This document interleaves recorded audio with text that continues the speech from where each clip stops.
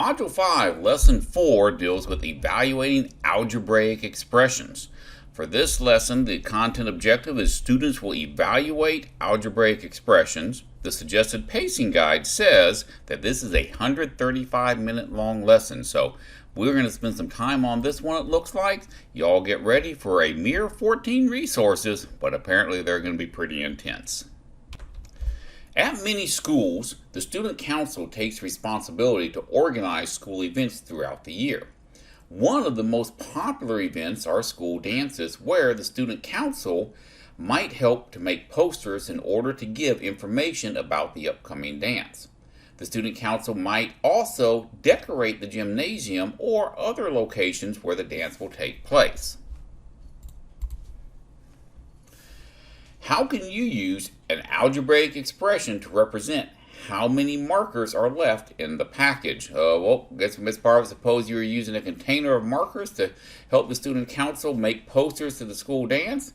You give half of them to another group of students to make additional posters, then give 10 of the remaining markers to a teacher to design the tickets with.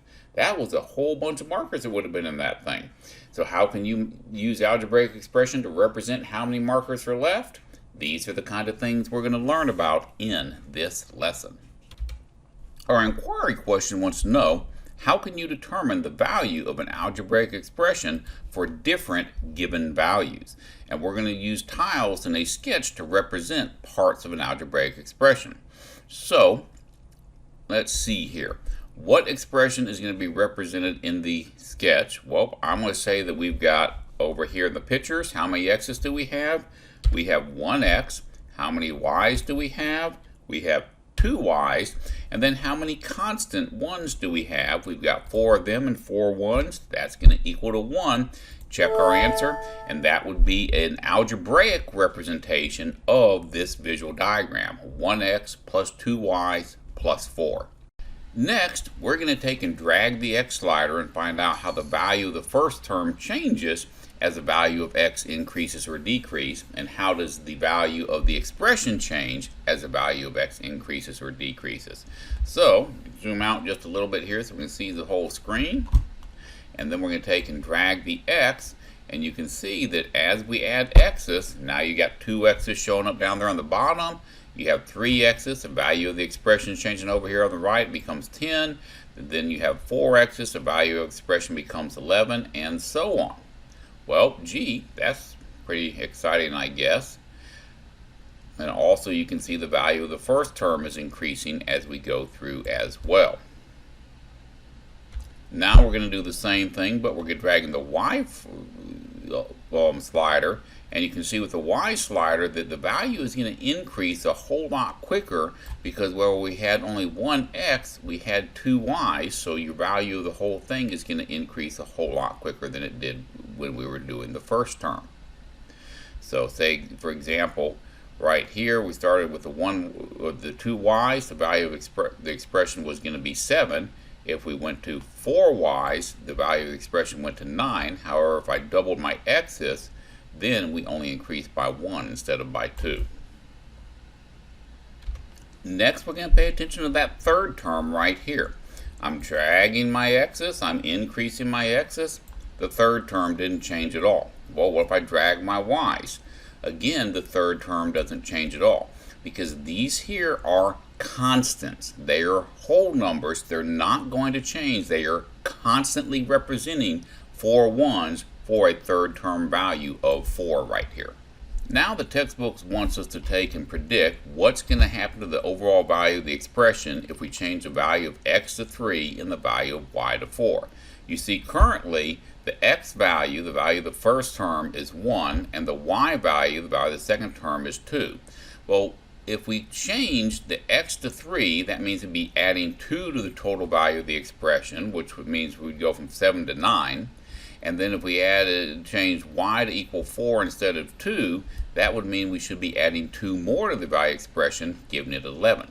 Let's see what it actually looks like. So I'm going to drag my x out to be where it's equal to 3. So now right there, x is equal to, whoops, right there is 3.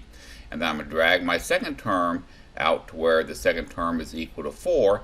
And look at what we have right here. We have the same value of the expression I came up with of 11, because you have 3 plus 4 is 7, plus these 4s are going to equal to 11. And of course, I'm getting my 3's and my 4's for my x's right up here, where they're saying that pretend x is 3 and pretend the y values are equal to 4.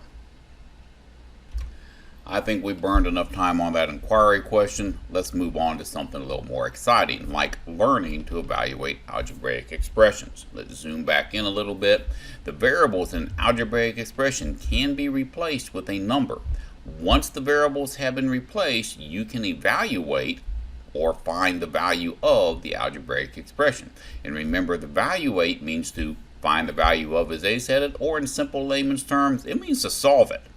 Suppose that x is equal to 5. Here comes the meat of our problem. Suppose that x is equal to 5 in the expression 4x plus 2. We're going to go ahead and highlight that because that's what we're working for. The expression can be evaluated by replacing x with 5 and then simplifying according to your order of operations. That looks like some pretty strong instructions too, so we're going to highlight that as well. So here we have 4 times x plus 2. And we know that x is equal to 5 because they told us that right here. So now where we had an x, we're going to change it to a 5. Then using our order of operations, please, nope, excuse, nope, my dear, yes there is multiplication right here. 4 times 5 is 20. And then Aunt Sally adds 20 and 2 to get your final answer of 22. So when x is equal to 5, the value of this expression will end up being 22. Could we evaluate the expression 2x plus 5y minus 1 if we know that x is equal to 3? No, we can't, because we don't know the value of y. We can only evaluate or solve it if we know the value of every variable in the problem. Example 1 says to evaluate the expression 6b, also known as 6 times b, when b is equal to 1/2. And once again, what does it mean to evaluate an expression?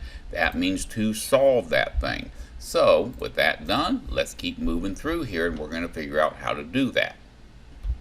The first thing you have to do is write the expression. That's the first thing you do every single time. You can't just jump straight to throwing numbers in. I've got to see 6b in your homework. If you don't, you've done it just for fun.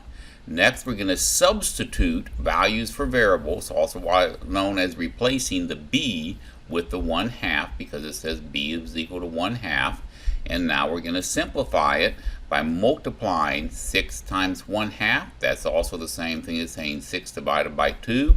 This is going to give us 3 for our final answer, which you can type in there if you want. I'm not going to because it's right there. Moving forward, they want to know why is the value of the expression not equal to 6 1/2?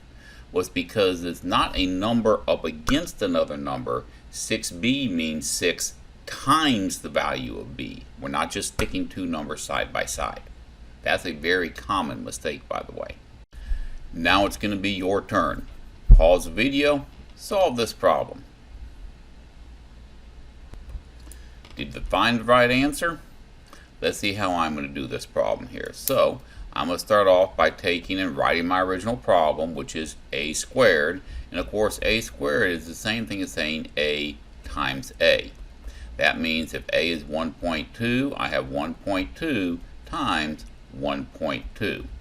For that, I'm going to come off to the side and do some grunt work. 2 times 2 is 4. 2 times 1 is 2. 1 times 2 is 2. 1 times 1 is 1. Add those numbers up, I get 144, but I still have to bounce my decimals. Bounce, bounce, bounce, bounce. That means the answer is going to be 1 44 hundredths, which we're going to jump back over to right here and type that in. Oh, need one more 4.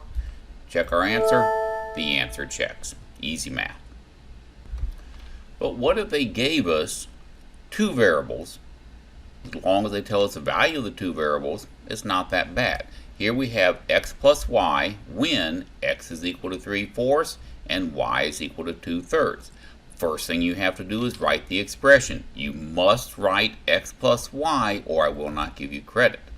From there, you're going to take and write in what happens next, and I would do it directly under it. You can do it across if you want one time. After that, everything else has to come down.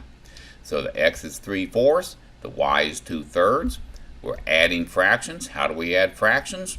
We find the least common denominator. So the least common denominators were 12, and that meant 3/4 was going to be changed to 9/12, and it meant 2/3 was going to be changed to 8/12.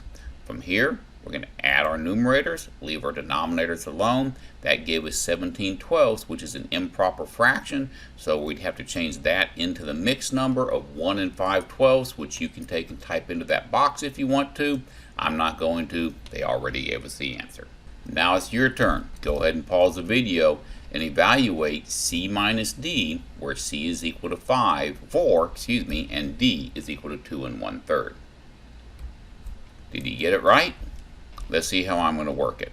I'm going to start off with my C minus D. Always write your original problem first. C is going to be 4, D is going to be 2 1/3, and from there I'm going to work this one a little different. Instead of changing them to improper fractions, I'm going to write it as 3 3/3. I changed, whoops, that should be a third there. I changed the 4 to be 3 3/3 because that 3/3 of course is 1. 1 plus 3 is 3, minus 2 1/3. From there, 3 minus 2, that's going to equal to 1. 3/3 minus 1/3, that's going to equal to 2/3. So my final answer should be 1 2/3. Let's check it out here. I'm going to type in the 1, find my fraction, 2/3, accept, and check. The answer checks.